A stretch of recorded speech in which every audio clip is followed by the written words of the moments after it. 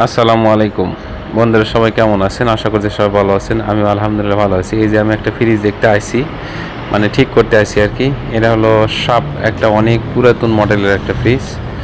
তো নিচের সাইডটা বলছিল যে ঠান্ডা হচ্ছিল না। তো কি কারণে ঠান্ডা হচ্ছিল না, এ টু জেড আমি আপনাদেরকে দেখানোর চেষ্টা করব। আপনারা আশা করছি সবাই ভিডিও জুড়ে সাথেই থাকবেন। আর যদি ইনশাল্লাহ ভিডিওটা ভালো লাগে অবশ্যই লাইক কমেন্ট শেয়ার করে দিবেন, আপনাদের মূল্যবান মতামত কমেন্ট করবেন। তো এই যে আমি ভিতর সাইডটা খুলছি, তো দেখেন এই যে ভিতর সাইডটায় আইস ধরে কিভাবে একবারে ব্লক হয়ে গেছে উপর সাইডটা, কিন্তু নিচের সাইডটায় আইস নাই। যেটা কুলিং কয়েল আর কি, সেই কুলিং কয়েলের নিচের সাইডটা আইস নাই।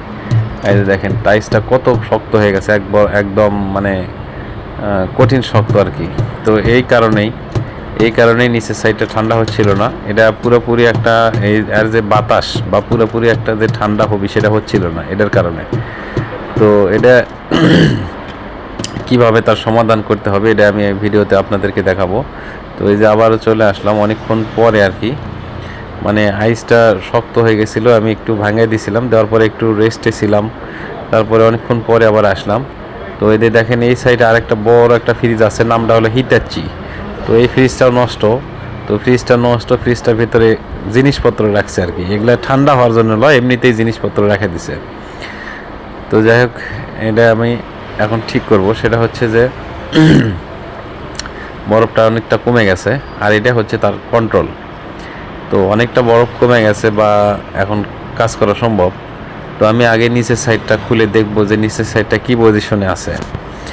তো যাই হোক, আমি নিচের সাইডটা খুলে দেখলাম যে নিচের সাইডটা ঠিক আছে, সমস্যা নাই। এই যে কন্ট্রোলও ঠিক আছে, এই যে যে ইয়ে দিয়ে আর কি বাতাসটা আছে সেটাও ঠিক আছে, সমস্যা নাই। তো এটাতে আবার উপর সাইডে আসলাম, আসার পরে এই যে উপর সাইডটায় যে সেন্সার যা আছে সেটা খুলে দেখলাম যে এখানে ভেতর সাইডটায় যে কুলিং সেন্সার থাকার কথা, কিন্তু সেটা এখানে নাই। তো সেটা আছে সম্ভবত পিছনে। তো সেটা পিছনেও আমি আপনাদেরকে দেখাবো ইনশাল্লাহ কীভাবে দেওয়া আছে। যেহেতু এটা পুরান মডেল একটা ফ্রিজ, যার কারণে এটা অন্যরকম আর কি সিস্টেম। এর আগে অন্যান্য ভিডিওতে আপনাদেরকে আমি দেখাইছি, সেটা এরকম না, এটা একটু আলাদা। তো যাই হোক, পুনরায় এই সেন্সার বক্সটা আবার লাগিয়ে দিলাম, যেটা কন্ট্রোল সেন্সার বক্স আছে এটা লাগিয়ে দিলাম। দেওয়ার পরে এখন আমি পিছন সাইডটা দেখবো আর কি। তো অনেকটাই বরফ আর নাই বললেই চলে। তো যাই হোক, পিছন সাইডটাই যে এখানে খুলছি, খোলার পরে এখানে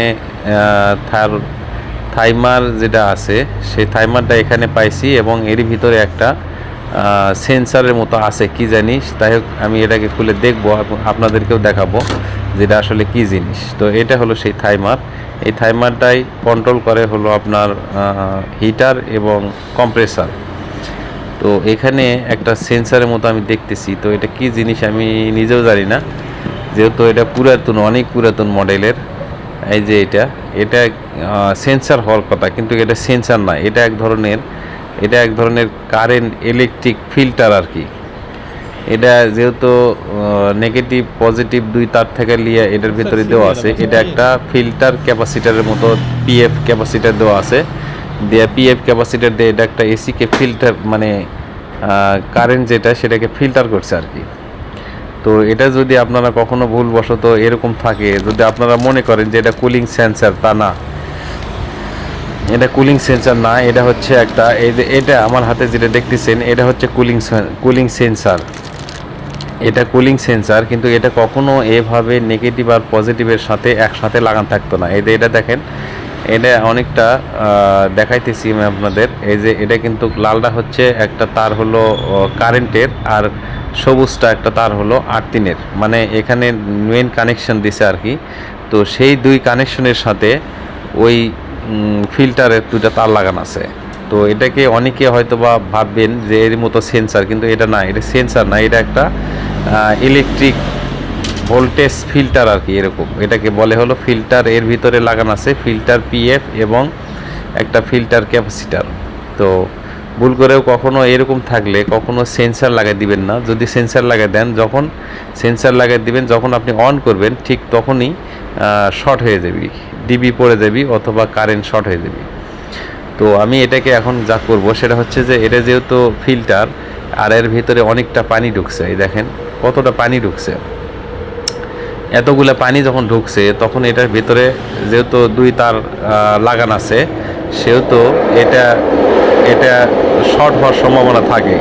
তো সেহেতু আমি এটাকে এখন খুলে কাটে বার করে দেবো। কাটে নিচে এদের কাটে অলরেডি আলাদা করছি, করার পরে এদের দুটোর মাথায় 2 তারের মাথায় আমি টেপ লাগাই দেবো, যাতে বডির সাথে শর্ট না হয় আর কি। তো এটাই এই ফ্রিজের সমস্যা ছিল। আর যে ভিতর সাইডটায় যে দেখছেন যে আইস বেশি হয়ে গেছিলো, তো ভিতর সাইডটা আইস বেশি হয়ে গেছিলো, তাতে কোনো সমস্যা নাই। ওটা অনেক দিন যাবৎ চলছে। হয়তো দেখেন যে এই ফ্রিজের বয়স হয়ে গেছে 30 থেকে 40 বছর বয়স। তো 30 থেকে 40 বছর বয়স হওয়ার কারণে এটা ধীরে ধীরে ধীরে ধীরে একটু একটু করে আইসটা বেশি জমছিল। আর বিশেষ করে এখন বর্তমানে ফ্রিজটা পুরানো হয়ে গেছে। তো এখন এটাতে আমি আর কোনো কিছু চেঞ্জ করব না, কোনো কিছুই না। তো এরকম আপাতত সব কিছু বরফ ফেলে দিয়ে লাগিয়ে দিছি, এখন এটাকে চালু করে রাখছি।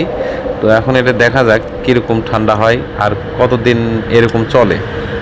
তো আজকের ভিডিও এই পর্যন্তই বন্ধুরা, সবাই ভালো থাকবেন। দেখা হবে পরবর্তীতে অন্য কোনো ভিডিওতে। সে পর্যন্ত সবাই ভালো থাকবেন। ভিডিওটা কেমন লাগলো অবশ্যই কমেন্ট করে জানাবেন। আসসালামু আলাইকুম।